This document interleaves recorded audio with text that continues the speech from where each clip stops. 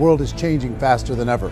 What used to take decades is now taking years or even months. What you see right now is the illusion that people have had for many decades about the workplace being this secure place to work the rest of your life. For the first time in the history of our nation, our children will not do as well as us. We've seen our friends get laid off, we've been laid off, we've had our pay cut. People are overworked and underpaid. They seem to have less time and less freedom. They live under constant pressure. This is going to be forced. And so even if your employer loves you, they may have to cut you. There's something wrong that on Monday morning, the heart attack rate increases by 35%. Technology is accelerating, job security is declining. It just doesn't seem like the old models of making a living are as reliable as they used to be. Every aspect of our lives, there's a better way out there, but we're still doing it the old way. We live in the greatest country on the planet, and there are a lot of people sitting around complaining and being cynical. Like everyone's whining about this old model, and I'm like, why don't you leave it? Look at all this over here. Look at all this opportunity. Since so much of our lives revolve around our work and the way we make our living, many people are thinking there just has to be a better way. The biggest challenge facing our world today is not making money, is what are we going to do with all the displaced, unemployed people? People are afraid that they're going to make the wrong decision. People are afraid of the unknown. People are afraid that maybe I don't have the skills. Hey, sports fans, industrial age is over. It's dead. It's dying. That's why going to school to get a job is an obsolete idea. A steady paycheck is an industrial age idea. Let's look at unemployment. 30–40% of the people are honestly not working, but would be working. What our government does is if you haven't found a job in 6 months, we don't call you unemployed. We pretend you dropped out of the labor force. I've often said that unemployment, particularly structural unemployment, that's unemployment due to technological changes, is the first sign of economic growth. Think of it, 10 people live on an island. They go out every day and fish. One day, new technology shows up. A missionary brings them a net. Now, using the net, one pilots the boat, one throws the net. 2 fishermen can do all the work 10 used to. That's a 500% increase in productivity, 2 doing the work of 10, in one day. You don't have to learn a lot to learn how to throw a net instead of throw a fishing line. The island's got a big problem, 80% unemployment. But the island still has all the wealth of the fish because the 2 people produce as much fish as 10 did. Now, of course, looking back in history, these changes used to take thousands of years. And during that time, we went into farming and transportation. Some of us became doctors and some teachers and lawyers, and we developed all these new professions and new manufacturing jobs. Today, these changes are occurring literally in one day when a new technological advance occurs, and we don't have the social structures to deal with it or to retrain the unemployed people. So one of the things that I think is interesting as I travel across the country and really travel around the world is the way that we work and the way we get paid for work is changing pretty dramatically. On a global basis, everything is being turned upside down because of the rapidly advancing technologies. They are eliminating many jobs, and we have been left with many people not prepared for the jobs that exist. A lot of demand in public companies was to squeeze out all the fat and to get just as much margin as we possibly could, and fat equals humans. So this idea of job security in information age is so obsolete, but it's still taught inside our school system, and that's where the problem starts. There's no financial education in school system, and people are still trained to be employees who work for that paycheck. This is a chart on the middle class. What's happening in the middle class, those that went to school, their incomes have been coming down for years. And parents still say to their kids, go to school, get a job. Now what happens to all those middle class people who are dropping off the ends of the chart? Well, they become what's called working poor. And this is what happens to working poor. But they say poverty is ending. Well, poverty may be ending, but working poverty is going up. And this is food stamp usage. So food stamp usage in America is going through the roof right now, because people cannot earn what they call a living wage. Most people have experienced financial pressures that I think are probably greater than they have been in the past. If you're not working for yourself, then it's going to be a pretty hard road for a lot of people. Today, if you're going to control your future. The 40-40 plan is gone, where you can graduate from college and get a job and work for 40 hours a week for 40 years. That day is gone. So some of these charts actually tell you what's going on. And this is a really interesting one, you know. People are going back to school because if I go back to school, I'll get a nice job. But this is what's happening to, it's called Sallie Mae, which is the student loan guys. Student loan is going through the roof. It's now over $1 trillion, and student loan debt is worse than credit card debt. So when people stopped using credit card, the government got people into student loan debt. And the problem with student loan debt is you can never be forgiven. See, with credit card debt, you can declare bankruptcy and all's forgiven. But student loan debt, you can declare bankruptcy, you still owe it. It's the worst of all debt. But this is the next picture. Look at this chart here. This is what's happening to wages of college graduates. It's going down. So you go to college, you rack up all this debt, but you earn less money. Now, that's not that intelligent. Average person who's been working a lifetime in America today is ending their lifetime at 65 with about $41,000 in assets. They earned just enough to survive. Oh, I feel sorry for? I feel sorry for the person who dreads going to work, who is sick to their stomach on Monday morning, who hates their alarm clock, who gets a little glimmer of hope on a Wednesday because it's hump day and says, thank God it's Friday. And they live for those 2 days a week where they get to be themselves and they don't have to be around people they don't like, and they don't have to play the political game in the office, and they don't have to live this half life. The person that works 50 weeks a year just to be able to have the 2 weeks for vacation. And you know what happens to most of them nowadays? They don't have a vacation. They have a staycation. They have time off of work, but they don't get to go where they want to go because they're overextended. They've got all this debt. They got all this situation. They hate their alarm clock. They can't sleep until they're done. They have to spend most of their life in traffic. I feel sorry for that group of people because there's a better way. They just don't know it. The basis for their life is worry. I'm worried, you know, maybe I'll get fired. I'm worried maybe my company will go out of business. I'm worried I can't keep spinning the plates on paying the bills. I'm worried about how do I send my kids to college. I'm worried, what if the transmission of my car breaks? That's, you know, 2 or 3, I can't fix it. People live in a sea of worry, and it eats at them. Those signs that people held up during the Depression didn't say looking for gainful employment in a cubicle. It said looking for work. Work is what we're looking for. Job is just a unit of measurement. Work is what we're going after. It's time to look in the mirror and say, it's not the economy, it's my economy. It's my little world of where I am. I need to improve. I'm not going to wait for the economy to come back because, frankly, the economy is doing great in this country. So here's the question. What do you think would give you the best chance to move up and get to the top 10%, the top 5%, the top 1% and beyond? In my opinion, and in the opinion of many, many experts, the answer is to become an entrepreneur, to become your own boss. The other status symbol really increasingly is lifestyle. I mean, people can own their own business, maybe even work out of their house. That, I tell you, people admire that. Like, gosh, I wish I could do that. The spirit of the entrepreneur is to be a risk taker and to be resourceful and unstoppable and to have a vision of yourself beyond where you are and not willing to settle for life as it is. Think about the great entrepreneurs. They're visionary. They have heart. They're willing to do today what others won't so they can do tomorrow what others can't. Personally, I don't think of the new economy, the old economy. I create my own economy. The entrepreneur's in control. I decide what the economy is going to be like. In the world of entrepreneurship, there are no limits. You can make as much as you want, depending on how much you want to work and how smart you are and how great a team you put together. Why in America, where anyone could be anything, would people want to give up their freedom and become effectively a modern-day slave, told shut up and be here every morning at 7:30, leave at 5:30, and do what I tell you? If people decide to become an entrepreneur and work for themselves, they have some traditional options, but they're riskier than you might think. Any kind of a retail business, retail build-outs, is extremely expensive. Even just these small little yogurt stores where they're putting little yogurt machines and you get all the different flavors, you're spending $200,000, $300,000, $400,000 to open a yogurt shop. I would love to buy a Dunkin' Donuts, but it's $500,000 or so to start.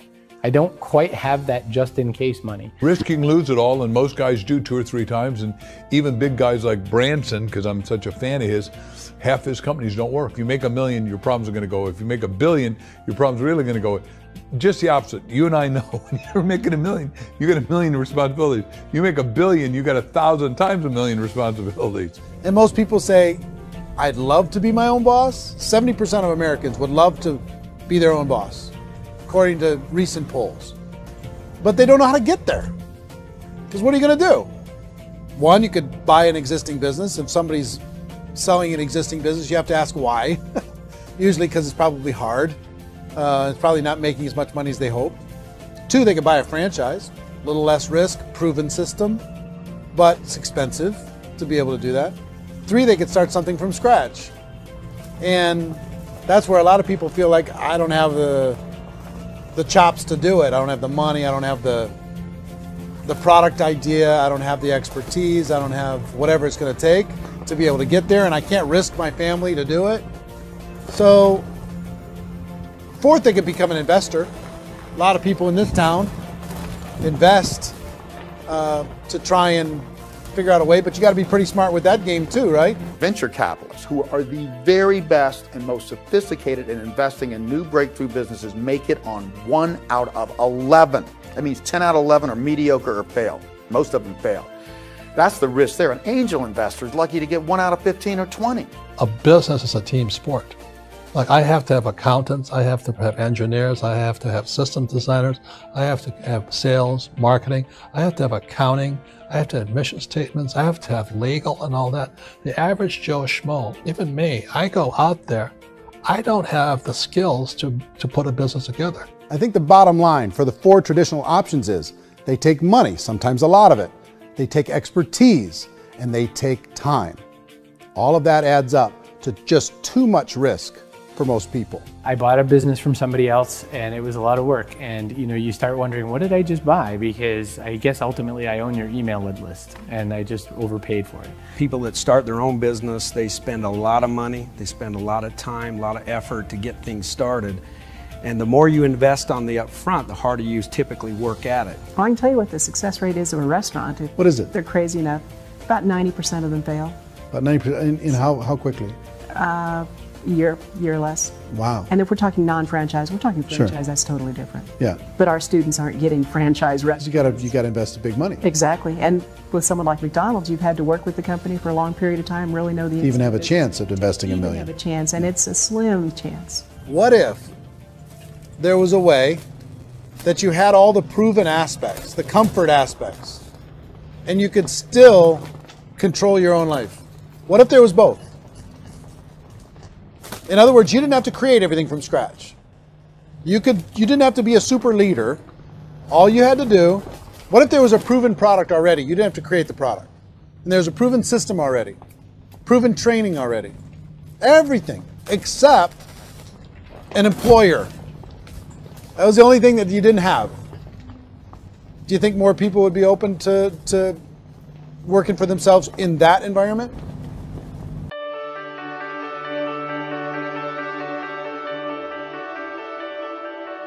In our search for a better way to make a living, we've come to the conclusion that becoming an entrepreneur is actually safer than being an employee.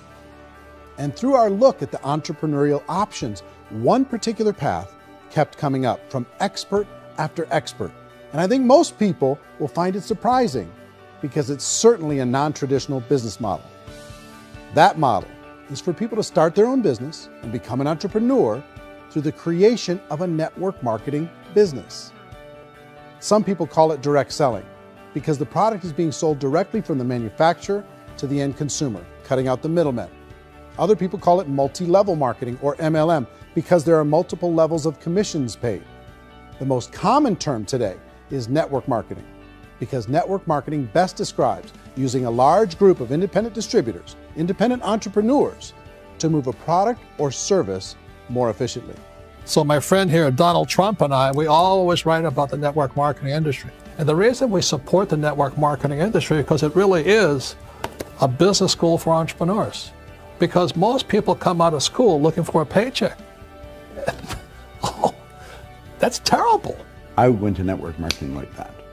I think if it didn't exist, we should invent it. It is that good. When we see multi-billionaires adding network marketing companies to their portfolio of companies, that would be a clue. When we see people who are very famous authors and very famous business people endorsing the industry, that would be a clue.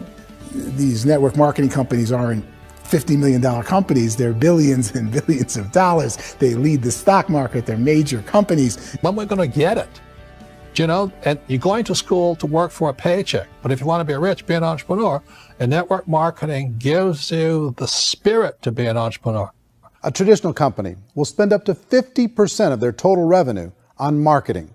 Network marketing companies use a different approach. Instead of having all that extensive marketing expense, they utilize a network of independent distributors to do the marketing for them. Now, why do they do this? First, because word-of-mouth advertising is so much more effective today than traditional media advertising. Second, some products need to be explained or demonstrated, and an independent salesperson can do that more effectively than an ad campaign. Third, it's completely efficient. The company only pays for the marketing of their product if a sale happens and not before. 85% of all buying decisions in our society are made as a result of word of mouth or reputation. We're recommending things to each other all the time. You know, who's your dentist? Who's your doctor? Who's your lawyer? What detergent, are you using? What legal system are you using? What product are you using? We're talking to each other about the things that we love anyway. Matter of fact, network marketing can educate consumers probably better than any other form of marketing. It certainly can do better than advertising, because advertising usually has a certain hype to it and you can only get limited information. So, network marketing trumps advertising. This is the marketing arm of the company. There's not money being wasted on bricks and mortar. There's not money being wasted on inventory that's sitting stagnant somewhere. There's not of employees standing around that don't have customers. These are people that are going to connect with customers. These companies allow people to become independent distributors for extremely low cost and with no minimum time or sales quota. Essentially, they own their own business and can provide as much or as little sales as they choose. In other words, the distributor gets all the benefits of traditional business ownership without the risk. The advantage of network marketing is the ease of entry, the low risk, and the low startup cost, because almost everything else has very high risk. You can get in for a minimal investment. You're buying into a system that's already been proven, products or services that have been proven to work. The keys to network marketing is providing an opportunity for the masses to get involved, providing an opportunity for the average person who doesn't have the resources to start their own business. Network marketing is the only industry that doesn't say your past determines your future. It looks at your past and says, okay, now what can we train you to do so you can have a great future? Every other employer out there wants to exploit you for what you already know, not teach you something new. Network marketing has the potential to save the United States and the world, because it's going to teach people not to be employees, but to be entrepreneurs. According to the Direct Selling Association, if you add up all the network marketing companies around the world, they combine to do over $178 billion a year in retail sales. To give you an idea of how big that really is, the NFL, the National Football League, does approximately $9 billion a year. The music industry does a little more than $16 billion a year, and the movie industry does about $80 billion a year. Using a conservative average, network marketing companies pay their distributors about 40% of that $178 billion in the form of commissions, which adds up to more than $71 billion a year. That's almost $6 billion a month. It's almost $200 million in commissions every single day. So it's certainly working, and people are making serious money in network marketing. With the growth of the direct selling industry over the last 10, 15, 20 years, we've seen a broader understanding of the channel. We have seen more and more people getting involved in the business, so our penetration in the marketplace has increased, and thus the understanding in the marketplace of who we are has increased. And we've seen non-direct selling companies look at the direct selling model and say, something's going on there. People are making money, Companies are being profitable, individuals are being motivated, product is being delivered to market. Maybe we should explore this. Some people think only the people at the top make money. Well, let's take a look at that as well. In the network marketing profession, there are roughly 500 people in the world who earn over $1 million a year. If you round that number up to $2 million a year, that adds up to about $1 billion a year. That takes the $71 billion paid out each year down to $70 billion. So where does the rest of the money go? The vast majority goes to part-time people making anywhere from a few $100s a month to many thousands of dollars a month. It goes to people who choose to make it a full-time career move and earning even more than that. Every day, people are using the money they earn through network marketing to pay off debt, have more fun, and improve the quality of their lives. Everyone I know in network marketing has been doing that since the 50s. They go to work when they want to go to work. They stop working when they want to take time with their children to have a leisurely breakfast and discuss issues and drive them to school. They go back to work when they get home, wherever they're working out of. The biggest thing that I've seen is people that have become much happier in their life. MLM has probably made more millionaires of more people in more countries, and I've spoken to them in 67 countries than any other single form of business, starting from nothing. If they have a choice between working a job for the next 10 years or working a network marketing business for the next 10 years, the result of working the network marketing business will be better. A lot of people within the industry go on and make this a career and do extremely well at it. Network marketing has been nothing but good for everyone I know that's been involved with it because they did it seriously and they played full out and they've been very successful. It's been a constant barrage of success stories and people showing off stuff that they got as a result of it. How many people are involved?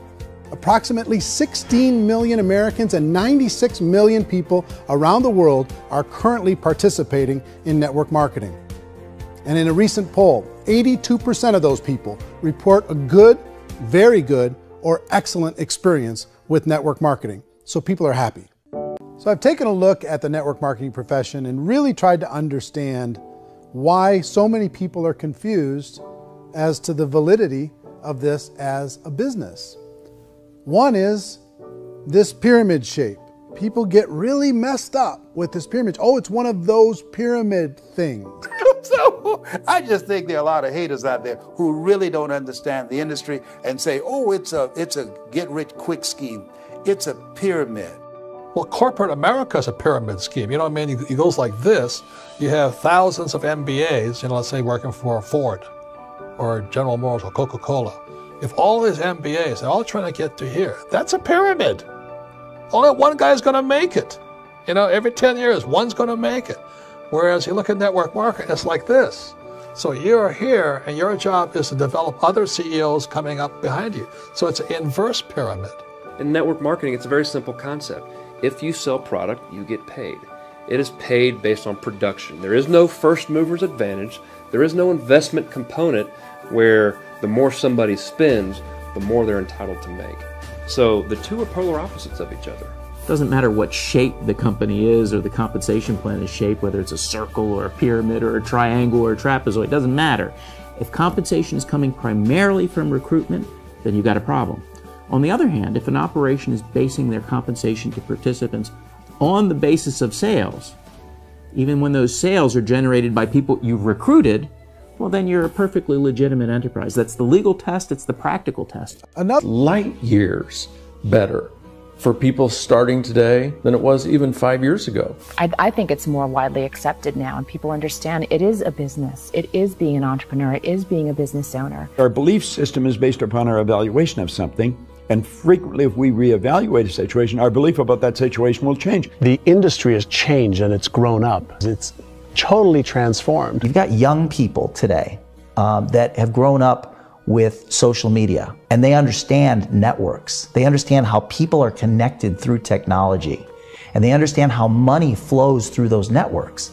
So when they see network marketing, they don't see it the way their parents saw it. And we've all learned, the larger industry that you represent, has all learned from those mistakes and flaws and errors that have happened early on. Early algorithms didn't work the right way. That's all fixed. It's like when they design a computer program, they design the program, then they run it, and then they go back through and they debug it. The MLM industry has been debugged. This is the day of being virtual, being able to run a business from your mobile phone. I mean, it's incredible. Companies are getting smarter. They're implementing more consumer protections. They're implementing more compliance training. They're doing more with respect to product research. If you do get involved and you make purchases of inventory, even on a voluntary basis, if you decide that this business is not for you, you can leave.